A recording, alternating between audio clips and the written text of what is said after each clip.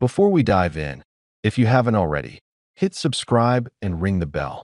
You don't want to miss what's coming next. Gentlemen, this is no ordinary coin. What you're seeing here is a piece of history. A 1953 South Africa 5 shillings, struck under Queen Elizabeth II. On its surface, it's silver, it's old, it's worn. But there's something far deeper here. A story, a legacy, and perhaps a surprising value that may catch you off guard. Let me walk you through why this coin packs more punch than you might expect. You see, 1953 marks the early years of Queen Elizabeth II's reign. It's not just a year on a coin. It's a moment in time when kingdoms adjusted, governments shifted, and empires evolved. This coin bridges eras. On the obverse, it bears the laureate portrait of Elizabeth II, symbolizing continuity, sovereignty, and the transition of power. On the reverse, the iconic springbok, South Africa's emblematic antelope, stands leaping. That dual imagery gives it more than numismatic appeal. It gives it character. Now, let's talk about specs, because for collectors like you and me, the numbers matter. This coin weighs around 28.28 grams and is composed of 50% silver, the rest copper. Munstuck International Coins +2 Royal Mint +2. It has a diameter of approximately 38.8 millimeters, and the edge is reeded. Munstuck International Coins +2 Royal Mint +2. In its era, it was legal tender among the larger silver coins of its time, but now it's demonetized, existing only in the world of collectors and historians. Munstuck International Coins +2 main website +2 variants exist through the 1950s, but the 1953 issue is one of the flagship issues, with a decent mintage, about 263,000 in circulation, plus some proofs. Munstuck International Coins +2 V Coins +2. Those factors, weight, silver content, design, condition, rarity, are the pillars of valuation. Now let me tell you what gives this coin real muscle in the market. First, condition. A coin in AU, about uncirculated or even uncirculated condition, can command a premium. A worn, scratched, heavily cleaned piece could be dismissed by serious buyers. So if your coin shines, preserves detail, retains original luster, that's your edge. Second, rarity and demand. Even though many 1950s South African silver coins were minted, high-grade survivors are fewer. Collectors hunting to complete sets will pay for that scarcity. Also, the springbok motif connects this coin to the later, famous Krugerrand lineage, giving it extra appeal among those interested in South African numismatic history. Third, silver melt value is a floor value, but many of these trade for more than just the metal value, because collectors will always pay a premium for the historical and aesthetic. Speaking of trade evidence, listings show this coin in various states and conditions fetching anywhere from $30 to $70 or more, depending on grade.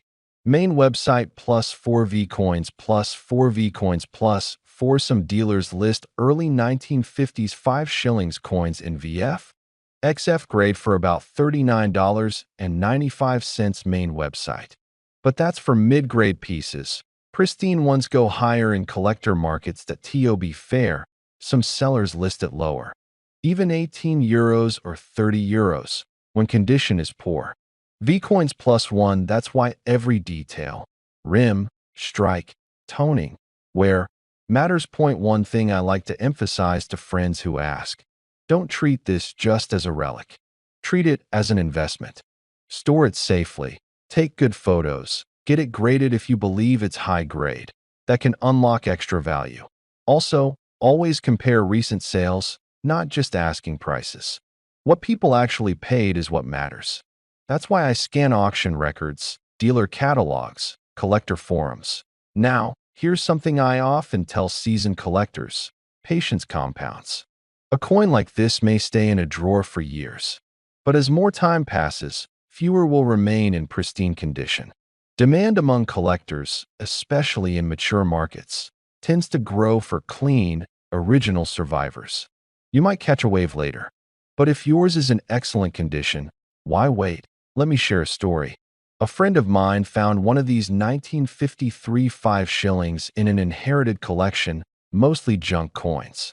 To his surprise, when he brought it to a local dealer, they eyed it, flipped a few reference catalogs, and offered him $180, citing condition and rarity. That got his attention.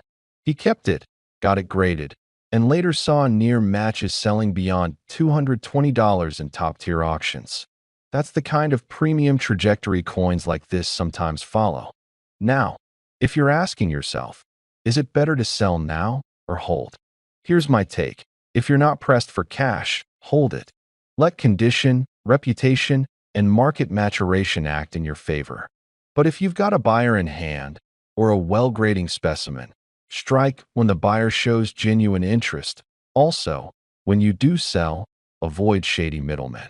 Seek respected numismatic dealers, auction houses, or specialized coin sale platforms. Demand certificates of authenticity, provenance, high-resolution photos, and transparent grading. Finally, the moment many will wait for.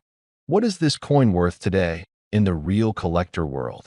Given an excellent to near uncirculated specimen, strong eye appeal, original luster, minimal wear, and good provenance, I would confidently price it around $250 USD. That's a figure that acknowledges both its silver content and, more importantly, its collector premium in today's market. Yes, that's bold. But consider this. You could find lesser ones for $30 to $70. But you're not here for average. You want standout value. And for a standout coin, $250 is a justifiable, aggressive asking price. If your specimen is pristine, you might even see competitive bids reaching that level. Gentlemen, collectors of my generation understand.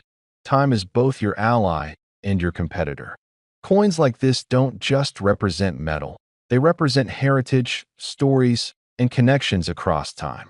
Hold tight, polish smart, learn markets, and you may find this 1953 5 shillings becomes something your grandchildren tell others about.